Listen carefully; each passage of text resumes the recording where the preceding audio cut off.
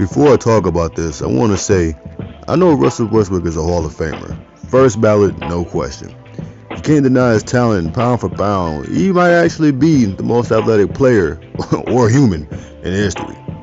Obviously, I haven't seen all of NBA history, but for the better part of the last 10 years, I've been taking time to watch games and series from the past of some of the greats and some not so greats.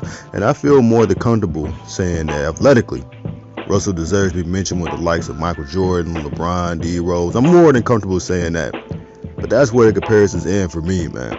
Russell Westbrook isn't a winner. And I don't mean he isn't a winner like in life. The man is a millionaire in the top percentage of his field. I don't mean he doesn't necessarily have a winner's mentality either. You have to have some sort of will or killer instinct to win in order to play as hard as he does. What I mean is, Russell Westbrook is not a winning basketball player. I didn't think that was necessarily a hot take. I thought it was generally accepted that, yeah, he puts up numbers, but he'll be home for dinner before the second round.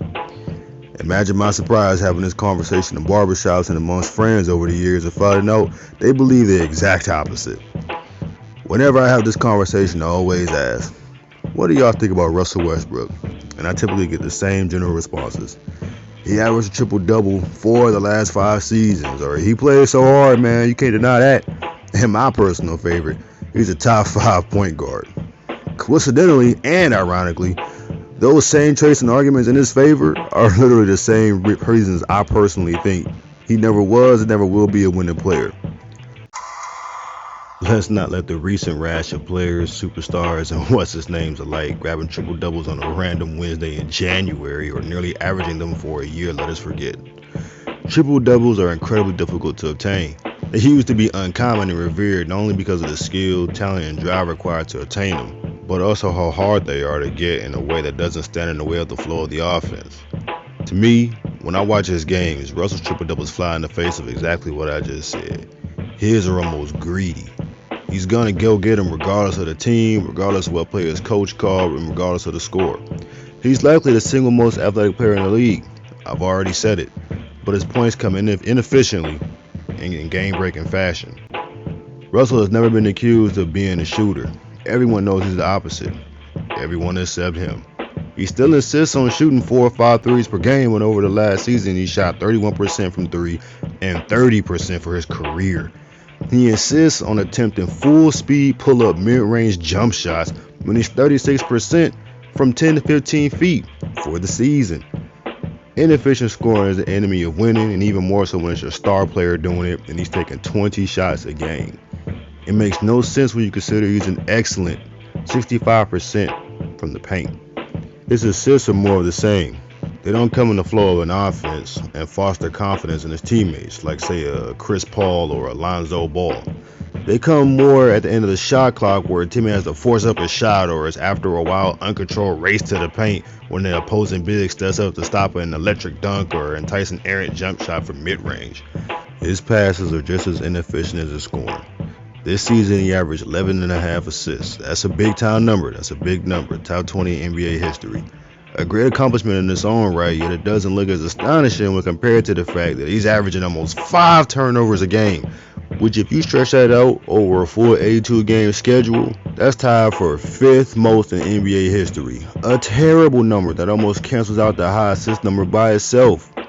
His rebounding numbers and ability on his own are tremendous and seemingly once in a generation. However, much like his scoring and assisting, it's applied in a way that's harmful rather than helpful. He almost bullies his own bigs out of the way on misses and takes up position and down low on the block during free throws as if he's some 6'10 guy, and it's the most blatant display of his stat stuff and mentality and more selfish qualities. It's definitely a drain on coaches and teammates alike to watch a guy expend all of his energy in the pursuit of numbers rather than winning.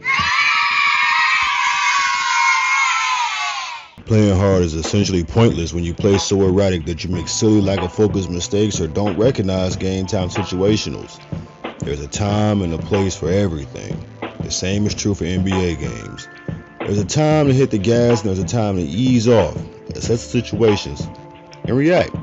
Russ, look at me using nicknames like I know this man. Russell either has low basketball awareness or simply doesn't know or care to know when to apply pressure, or he just doesn't care at all. In my opinion, it's a little bit of both. I believe he doesn't always know when to recognize time and place. Even if he did, he don't care about it because he thinks he can do it and win it all himself, which is admirable. Most superstars think that same thing. It's just a detriment when that quality gets an inefficient, often out of control guard with tunnel vision, a license to shoot an uncontested three or a contested three at the end of a shot clock. I cannot begin to express how much I disagree with this take, and it's not because I think he's too terrible to be a top 5 point guard, which I guess I've done a pretty decent job convincing people that I do think that. It's because I don't consider him to be a point guard really at all. I believe he's forced to play point guard because he's only 6'3" and can't really play off ball at all. I think it's almost unfair to place him really in any positional box because he doesn't quite have the skill necessary to qualify for any of them. Rather, he has certain skills from each position that makes him pretty unique. He isn't really a point guard or a shooting guard because he can't really run an offense or space the floor, but he can rack up a large number of assists and put pressure on opposing guards and bigs with the basketball. He's too small to be considered a forward or a center, but he can out-rebound just about any other big on the court, with help from his own bigs, of course.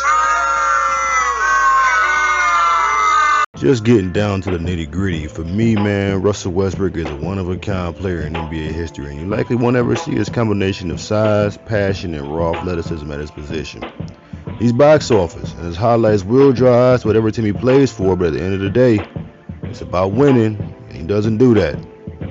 Russell Westbrook isn't a winner. Yo, it's me here. Ray, by the way. You know, the guy you just listened to or whatever. I want to say shout out to you, man. And if you listen through all the way, we best friends now. A special shout out to your boy K. Everybody go over there and learn about some cars or relationships or something on his channel. I don't know, man. He cool. He a cool guy. Y'all some all-stars, man. Y'all in my Hall of Fame.